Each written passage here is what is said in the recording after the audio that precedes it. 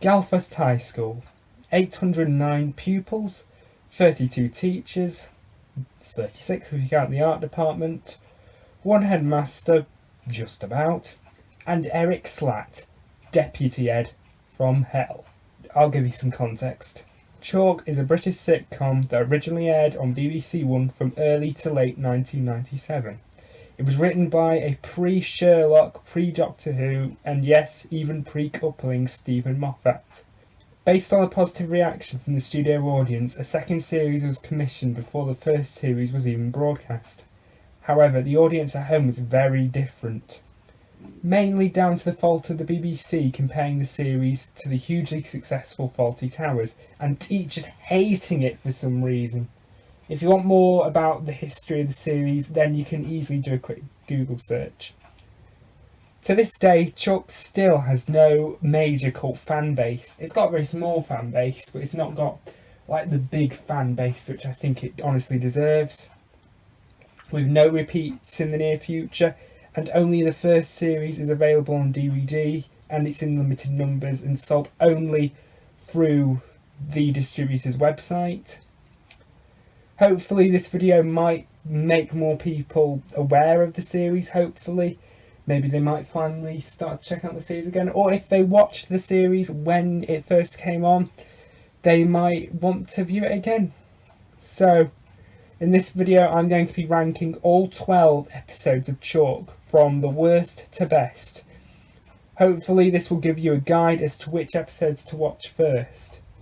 This list is entirely based on the episode's plotline, its themes, and most of all its humour. How much did I laugh? So welcome to the stressed, very concrete jungle of the thoroughly modern comprehensive, where only the science department matters a damn, where exam results, league tables are the only form of reality, and only the gifted children get an education, because apparently it's so much more worthwhile. Easy. So without any further ado, let's get the list going!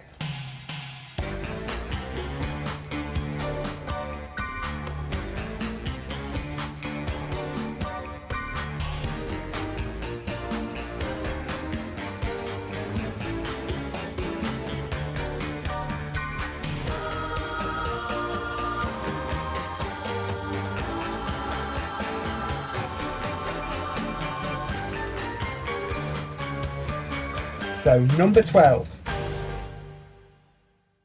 New Student. When new student teacher Ronald Langdon enters into the fucked up world of Galfast High, he's unfazed by the eccentric staff but finds himself on the bad side of deputy head Eric Slatt, played by David Bamber. If the opening episode of the new series is anything to go by, we are in for 6 of the worst half hours of comedy in the history of television, as said by The Mirror in their review. Thankfully, the second series did vastly improve after this, but based on this first episode, yeah, I can see where the quote came from. The major problem with this episode for me is just its storyline.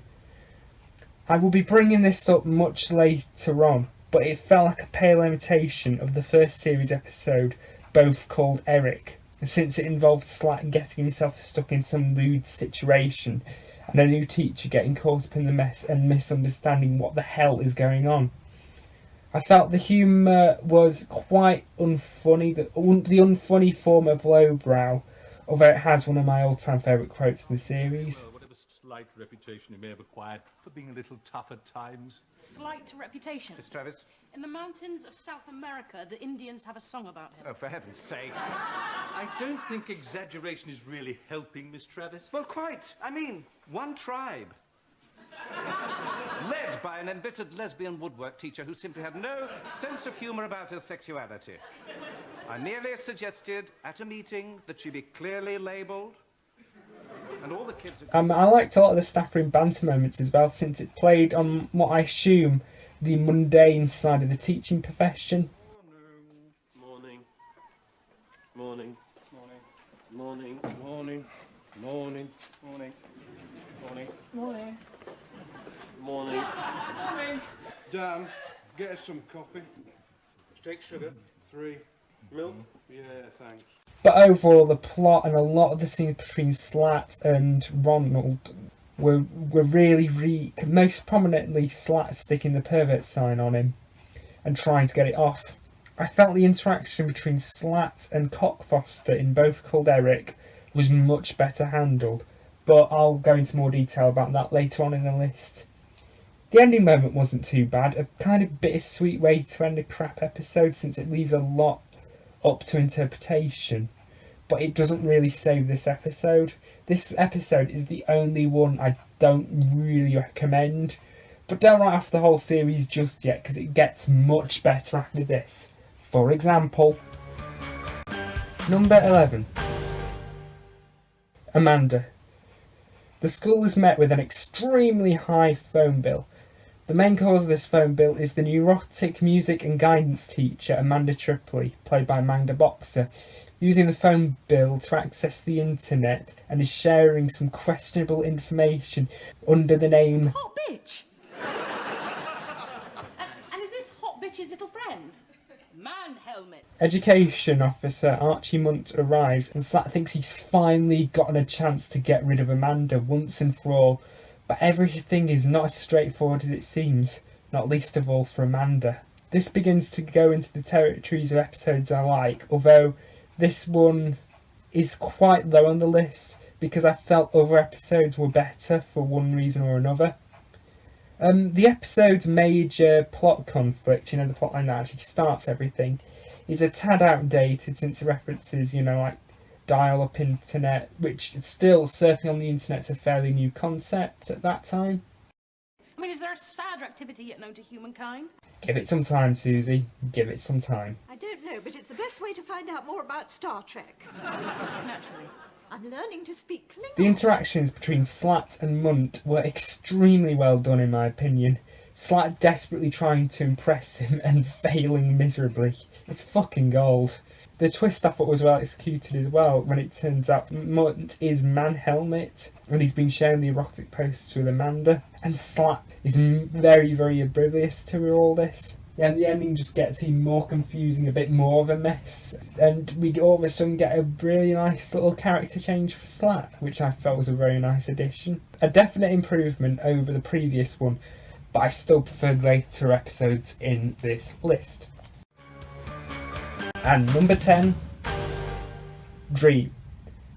After Susie Travis, played by Nicola Walker, has a terrible nightmare about making love to Slat, and accidentally spills the beans at work the following day to Dan McGill, played by Martin Ball, and it ends up spreading quickly among the staff and even the students. As a result, Eric and Susie try to avoid bumping into each other as much as possible, so much to the confusion of new schizophrenic student Bartholomew. This one was very well executed in conveying the fact that humans grossly exaggerate even the smallest of incidents. A little dream can become something bigger, something which is sadly all too real, ranging from McGill spilling the beans straight after being told by I Susie. am never going to sleep with you. Just deal with it and get on with your life. Yeah, I know, but Let me be even clearer. Let me be so clear that even you are going to get it. In the event of a freak plague which wiped out all the men in the world except you, and I know not a night goes by without you considering that possibility. In that event, Dan, I would go to a sperm bank. Which one? And the accident with the PA system, well, it's a little bit confusing over how clearly the PA system is picking up Susie's voice, considering she was on the other side of the room and Slat was covering the PA system. Mr. Slat? Miss Travis? Okay, so I had a major erotic dream about having wild and crazy sex with you in a number of borderline legal ways. Now that your entire staff knows about it, can we please let it go no further?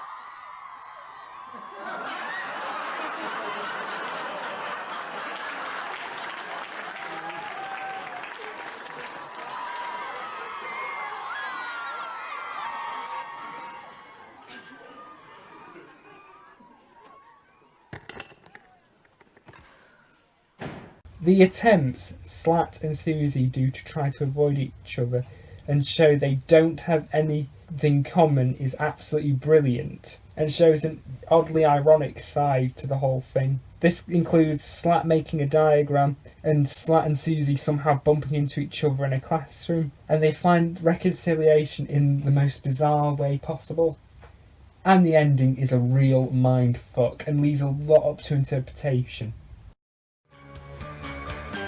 Number 9. The interviews.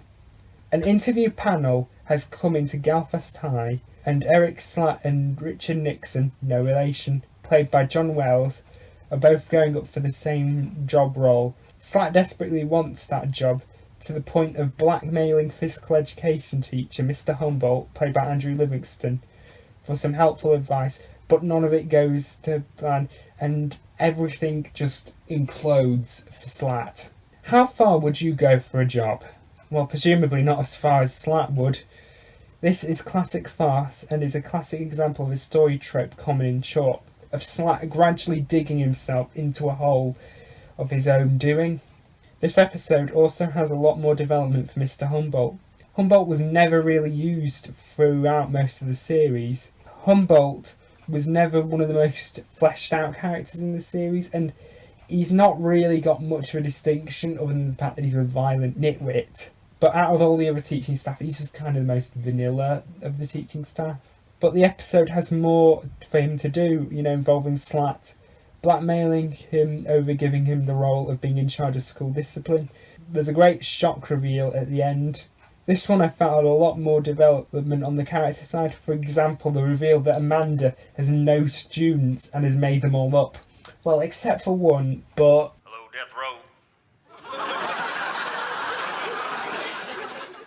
Death Row. Yeah, Death Row.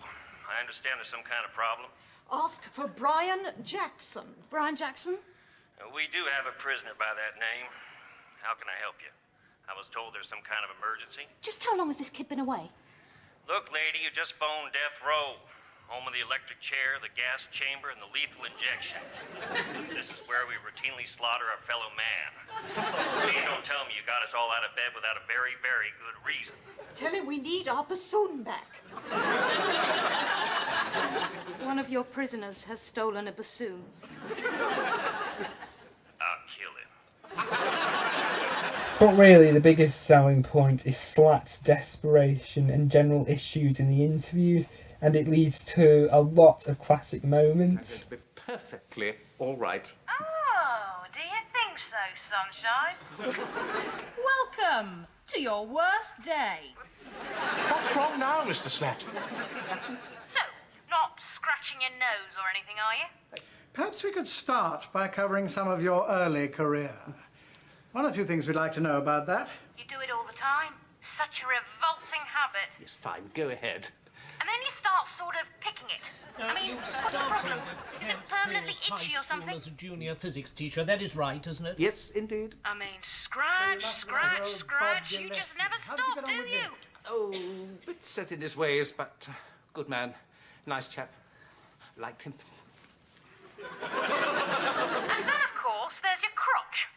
You can never resist a good dig around in there, can you? It must just be itch, itch, itch. Is it like there are lots of tiny insects crawling around in your underpants? Are you all right? Sorry. Just a bit hot. Hot? I'll say. Burning more like. Fire down below!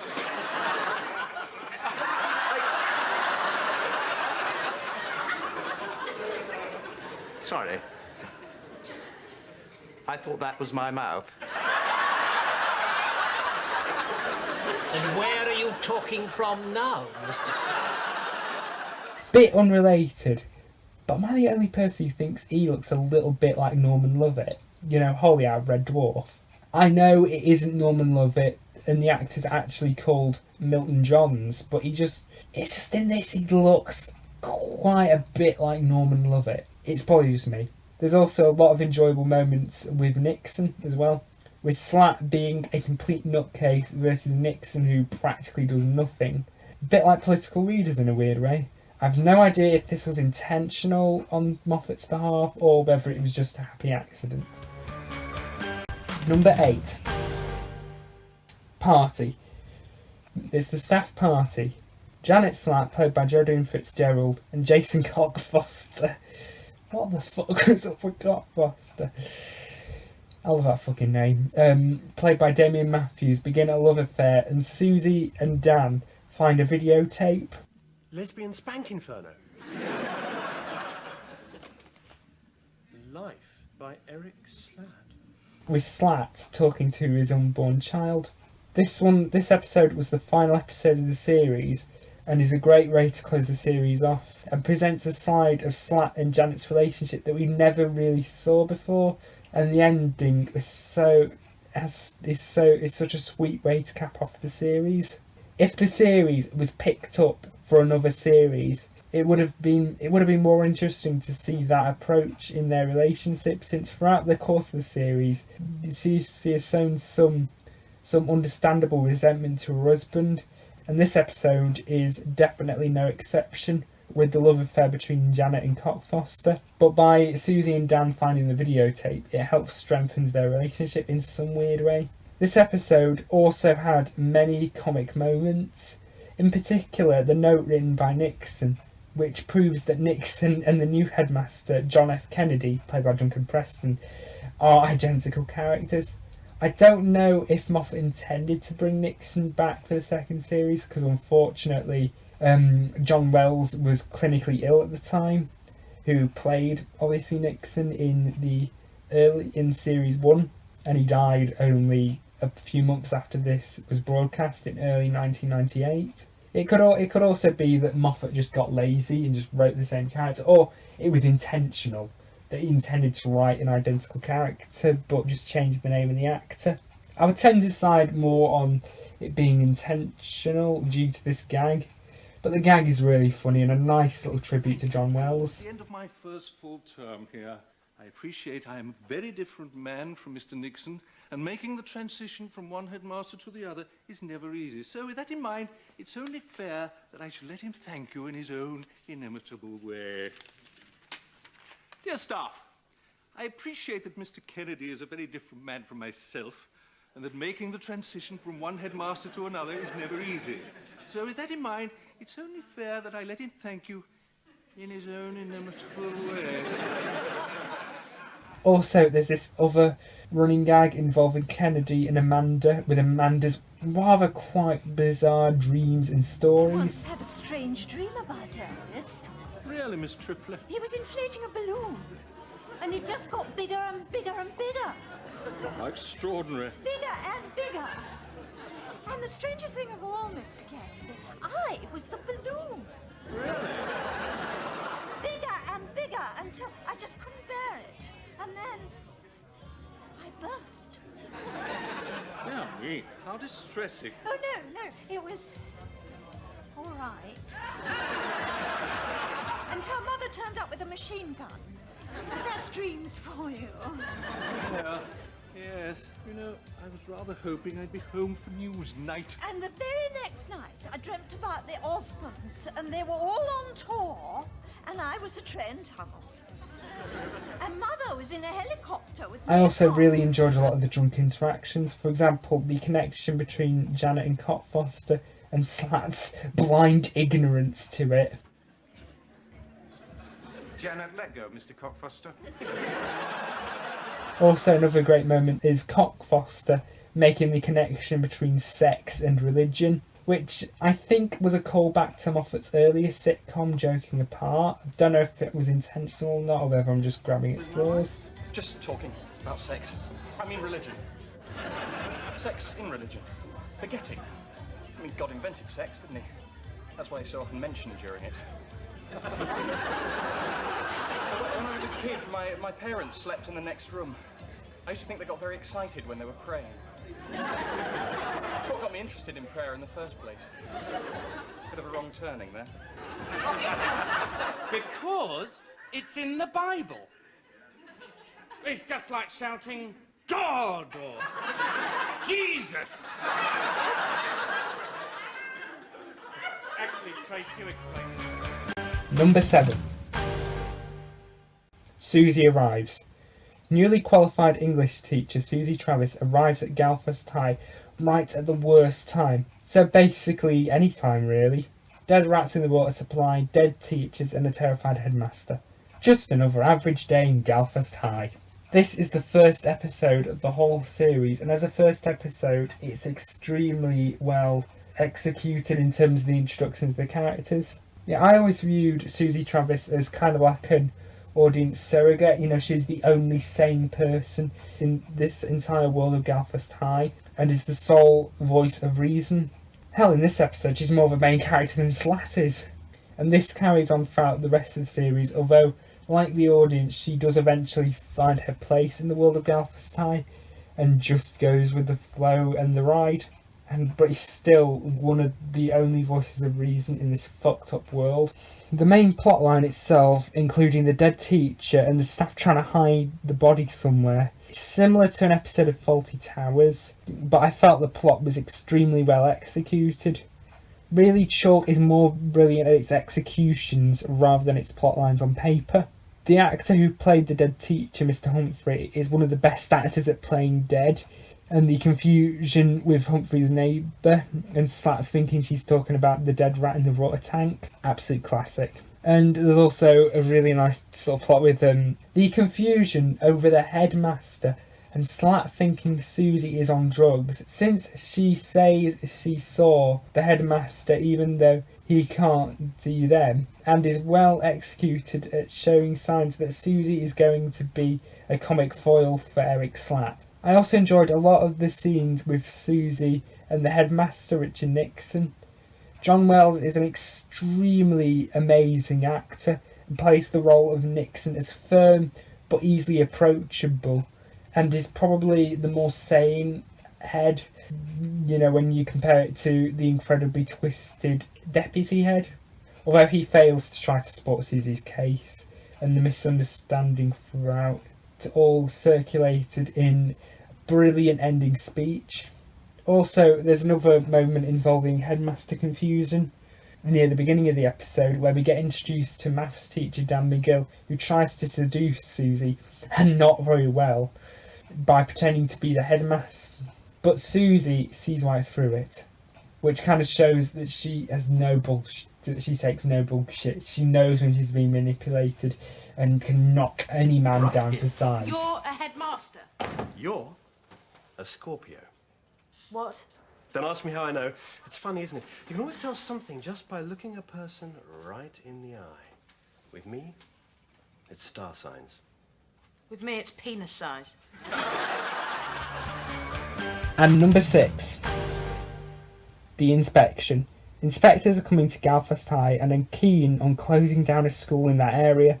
Slat is trying his best to present a positive image to the inspectors, and everything's in place except one thing: pupils. The thing that works greatly well with this one is the build-up, including Mr. Slat suspending a couple of students for their uniforms, bullying a student just based on a nose, and ignoring Amanda's complaints about the students. Slat thinks everything is going to be okay, and he has a strong sense of confidence until he realises Amanda has sacked all the students. Slat desperately tries to stall the inspectors by instead focusing on the staff toilets, and this creates a lot of humorous moments with them thinking Mr. Slat has some weird fascination with the toilets. And the psychology of student blindness created by Susie is far-fetched and absurd and would totally never work in the real world, but I don't fucking care because it's fucking brilliant. Also, nearing the end of the episode, Nixon gives a plastic box to the female inspector, who sounds almost exactly like Margaret Thatcher. I am the senior inspector present here. I am not a secretary of any kind. I simply happen to be a woman. You do know the difference between a secretary and a woman, don't you, Mr. Slat? But we never see what is actually in it. People say the $1 million question is what's in the briefcase in Pulp Fiction. To me, the £1 million question is what is in that plastic box in Chalk. And the ending is extremely far-fetched and comes a little bit out of nowhere. But who fucking cares, since it's so extremely fucking funny. And that ending shot, the ending shot's brilliant. Number 5. Mother. It's the day of the football match between the students and teachers.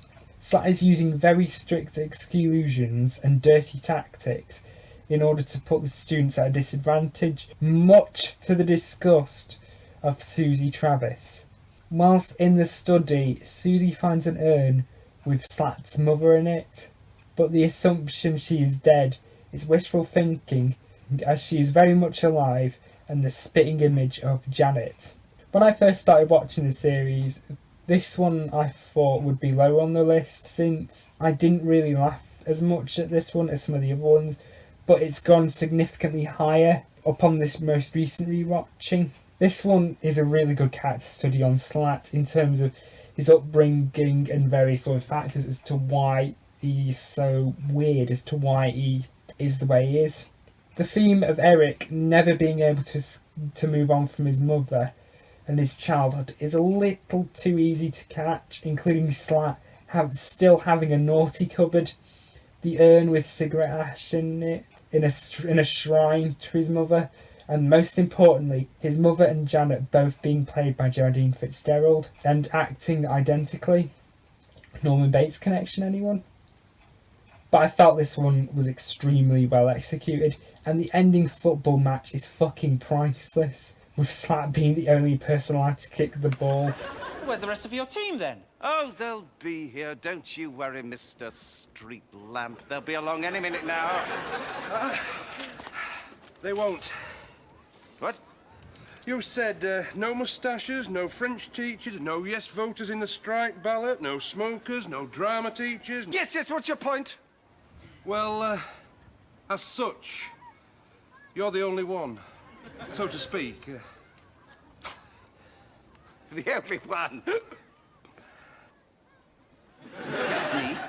Oh, Mr. McKill, thank God you're here.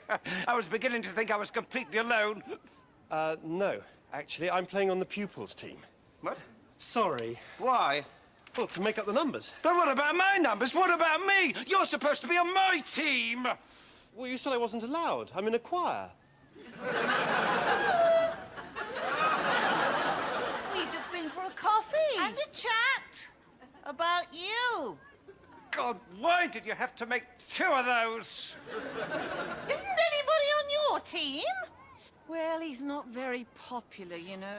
Actually, nobody's ever wanted to play with him. Right, you lot. I suppose you all think I'm gonna lose, don't you? I suppose you all think I don't stand a chance. Well, aren't you all wrong? Because there's just one little thing you've all forgotten. What? No one else is allowed to kick the football. Why not? Because, Sonny, because... it's my ball! And the final shot shows Slat will never escape Janet or his mother. Number 4. Both called Eric. As per usual in the world of Galfast High, one of the sixth form pupils, Helen Williams, is pregnant and has children. But this has gotten Slat into some understandable fear based on her crush, Eric Slat. And her two twins are both called Eric. When Slat learns she wrote a scrapbook called Pump Man, Slat gets himself into even deeper trouble trying to find it and worries new religious education teacher, Dick Foster. Cock Foster. Jason Cock Foster.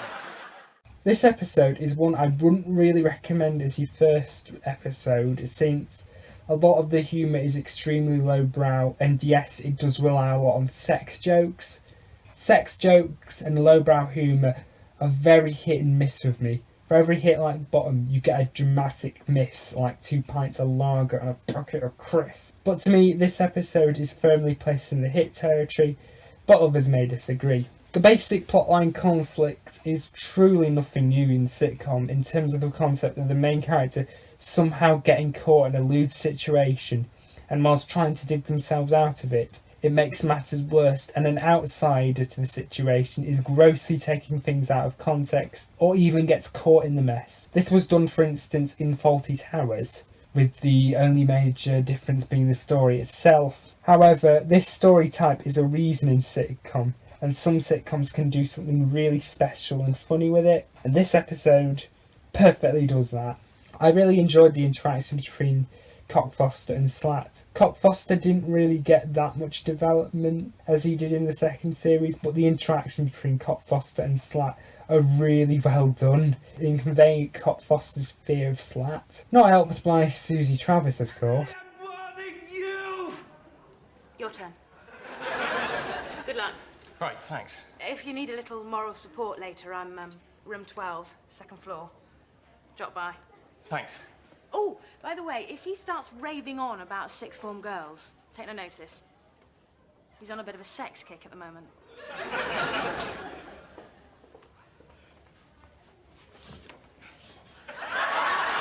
Sorry about all that shouting. I was just trying to track down some obscene literature. No, Mr. Cockfoster, it's all right. I just creamed myself.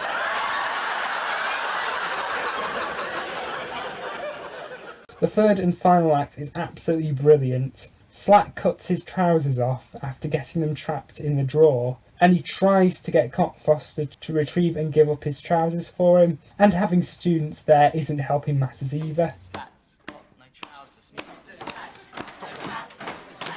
I'm warning you lot! Stop it at once! Did you get them? Well, I can't wear them in front of the class. You put them on. Me? Get in there and slip them on. Well, then what? I'll have yours. Does it really have to be this way? If you want to keep your job, yes, it damn well does.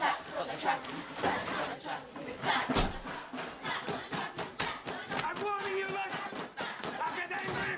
I'll get very angry indeed. Right, that's it.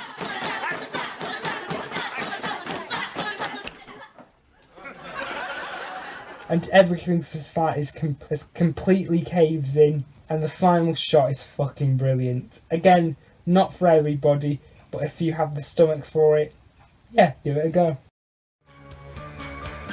Number 3. Bunji. After publicly humiliating student Maureen in assembly, at a parents' evening, Maureen gets her revenge by having her older brother attach Slat to a bungee rope at the worst possible time, as Slat needs to retrieve some revealing medical photos of his wife, which he gets Cockfoster to hand out around the school in order to shame her. This episode is unbelievably absurd with its plotline, and yet so simple. From Slat's unapologetic speech and humiliation in the assembly, even his mic disapproves. Contraception. And he's constantly taunted by his wife over this. This episode is a great example of how words can make later situations more complicated, including Janet's medical photos, complications with Amanda in the clinic, and of course Mr. Slat getting locked in a bungee rope by Maureen's older brother. The rest of the episode would have made this nothing special, but the moment nearing the end with Slat and the bungee rope is fucking brilliant. I think it has been done in sitcom before, but Chalk is one of the best examples of it being done right. Number 2. Exam. Student Edward Arthur is ready and raring for his maths A-levels, and everything seems to be going well, until, well, I'll let Susie explain. Okay. Mr. Slat has dissected your top student's lucky rabbit, fatally injured his role model, terrified and demoralised the rest of the students, and convinced them all he's a crazed killer wiping out pop singers. Again. Interestingly, this episode is one of the only episodes of the series which has a student in a major role, since the series focused primarily on the staff, and this episode is definitely no exception. But the students are often extras or plot devices, but this one has a student character as a major character. In fact, he's literally the first character we see. The episode's first scene is very well done at building up, like the ideal world for the student, and everything looks like it's going to go well. And then it falls to pieces shortly afterwards, with Slat dissecting that particular student's pet rabbit in front of English students, thinking it's biology, and he still finds times to make quips about it. Yes? This is English.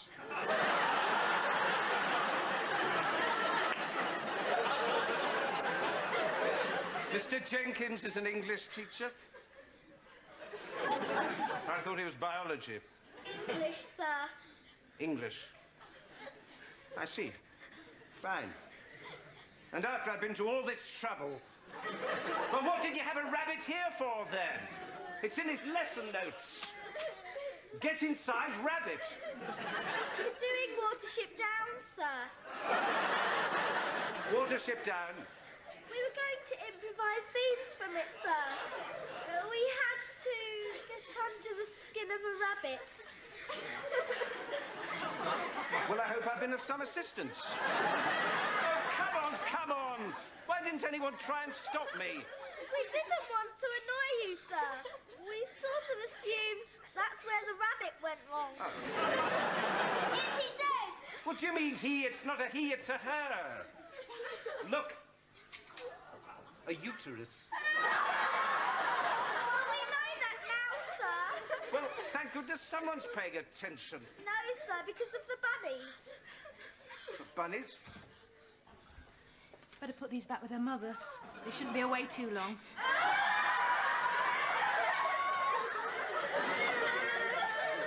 When Slat realises shit just got real, when Edward begins to forget all his math subjects, after all the shit Mr. Slat has subjected him to, he attempts to do the exam for him in order to get the school into the top of the league tables. And it turns out he's shit at maths. It's a fucking brilliant critique on the whole education system, such as education funding being entirely based on league tables, and the fact that we forget pretty much everything we've ever learned in school. Again, I have no idea whether Moffat intended this or if it was just a happy accident, but nevertheless it makes for brilliant social commentary. Also, there's a really funny subplot involving Kennedy thinking Dr. Gillespie, who is only there to supervise the A-levels, is a specialist there to look at his stomach problems. This results in a lot of cringe comedy between the two, the best kind of cringe comedy. And the outcome of the subplot is fucking brilliant.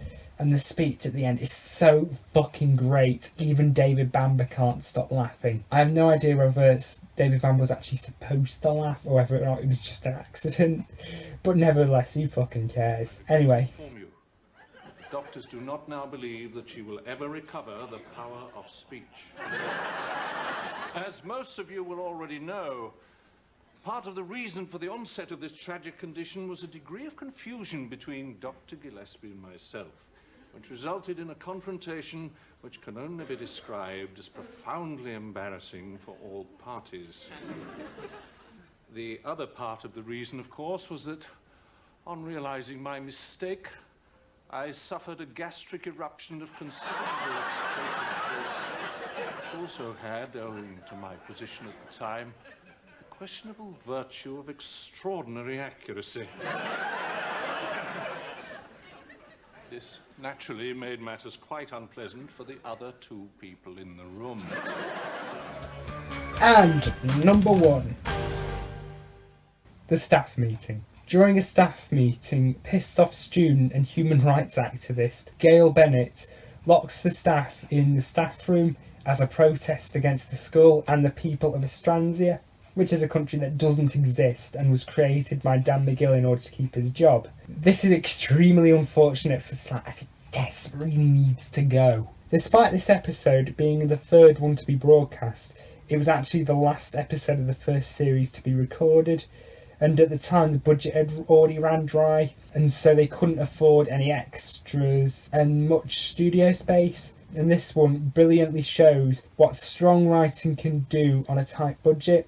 Out of all the episodes, this one is the most relatable, because we've all been in that situation in the past, where we've been stuck somewhere, either a long car journey, a coach with no toilets, or especially in my case, a cinema trip, where we desperately need a piss. So I definitely relate heavily to Slat on that front, since despite the utterly absurd shit that happens throughout this series, the one thing that brings Slat to his knees is nature. And this leads into the ending, which I won't dare spoil for you, but let's just say, if the series had a larger fan base, this moment would be an instant classic. And Janet's not helping matters either, This episode also gave more development for Dan McGill and gives him more screen time. In literally almost all the previous episodes, he was just a failed love interest. And in order to keep his job, he took up the role of taking up multiple teaching roles and creates his own language and country. Estransia.